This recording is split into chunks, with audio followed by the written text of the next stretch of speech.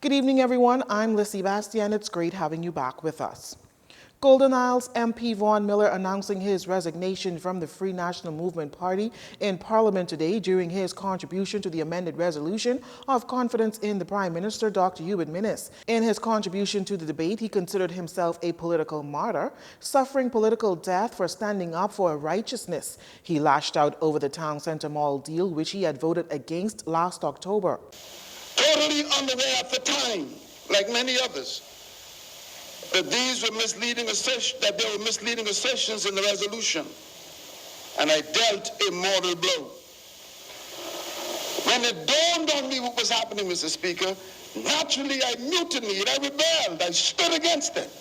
My conscience would not permit me to do it. So I can boast today that through Christ, who strengthens me and gives me the courage to say no in the face of so-called political destruction.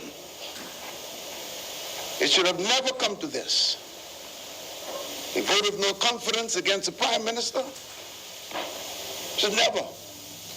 The innate sense of integrity should have made the lease proposal dead in the water. Last year, the Prime Minister fired Mr. Miller from his post as Parliamentary Secretary for voting against the increase in value-added tax. After the firing, according to Mr. Miller's comments during his contribution, he told the Prime Minister that it would hurt him to vote for the policy more than it would hurt Dr. Minnis to fire the MP because he does not oppose leadership publicly.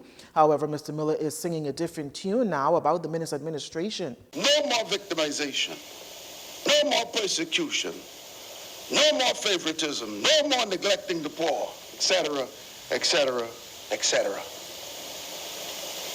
I recognize, Mr. Speaker, that in this, integrity was being desecrated.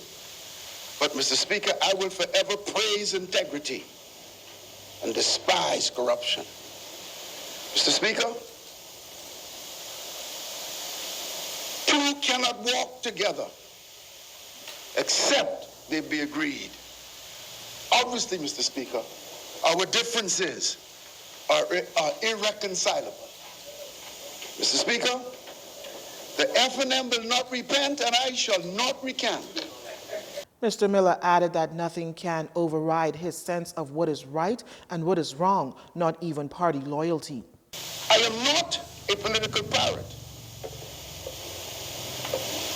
Never was, never will be. It's not in me. Mr. Speaker, if I've offended anyone by my insistence and my views of this deal, I offer no apology for how my parents and the people of Eleuthera raised me.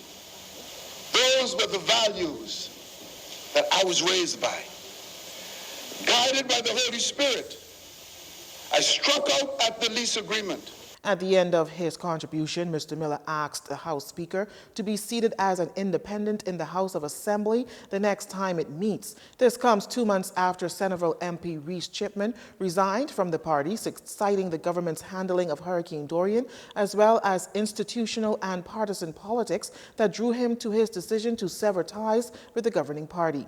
Opposition leader Philip Davis has called for the resignation of Prime Minister Dr. Hubert Minnis after tabling a vote of no confidence in the Prime Minister. He cited a lack of faith and confidence in the leader of the government as a basis for his reasoning. So we say, Mr. Speaker, a Prime Minister with a conscience, knowing what's happening, would resign.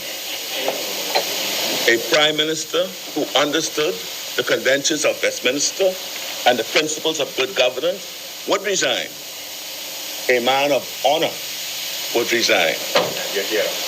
But to this date, Mr. Speaker, to this date, his plan is to wait it out and hope that Bahamian people forget.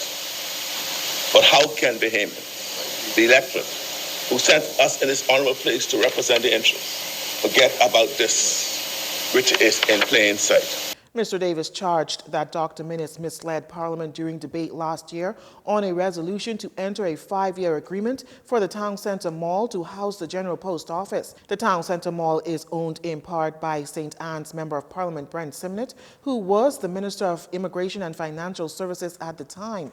Mr. Davis contends that the action of the government is scandalous and the preservation of the rule of law and democratic system of government is at stake. There is public land law surrounding the handling of the town ceremonies, and for good reason. Because it's a scandal that combines and rolls up all of the problems that beset this government. And it's one in there, what I call the mess. You know, the thing is, they have no confidence that this deal worth millions was negotiated in the end. The changing of its own story of how the minister ended up to be contracted also caused a lack of faith and confidence. No one believes they are shifting explanations. And the way the government has handled these scandals, to continue to mislead and be arrogant. His motion on the vote of no confidence drew applause from the gallery from supporters of the party who assembled to support his motion. It quickly prompted a warning of removal from the Speaker of the House, Halston Moultrie. Dr. Minnis sat quietly in the House as the motion of no confidence was tabled against him. Last week, he brushed off comments of threats made by Mr. Davis on his intended action, stating that he welcomed the debate of no confidence and will allow it to commence. Seconding the opposition's motion, Member of Parliament for Mangrove Key and South Andros, Picewell Forbes, says that according to the principles of the Progressive Liberal Party, the Prime Minister's integrity and true barometer is found wanting, urging House members to be brave in casting their votes as they should vote their conscience. Well, leader of government business Renwood Wells quickly stood to his feet in the House today to move a resolution of confidence in Prime Minister Dr. Hubert Minnis following the opposition's motion of no confidence. When asked by the Speaker to clarify his stance, Wells stated that he sought to move an amendment to the motion on the floor, but he faced much objection from the opposition, who debated his disregard for Clause 5, Rule 66, which suggests that a one-day notice is required before an amendment unless the House consents otherwise.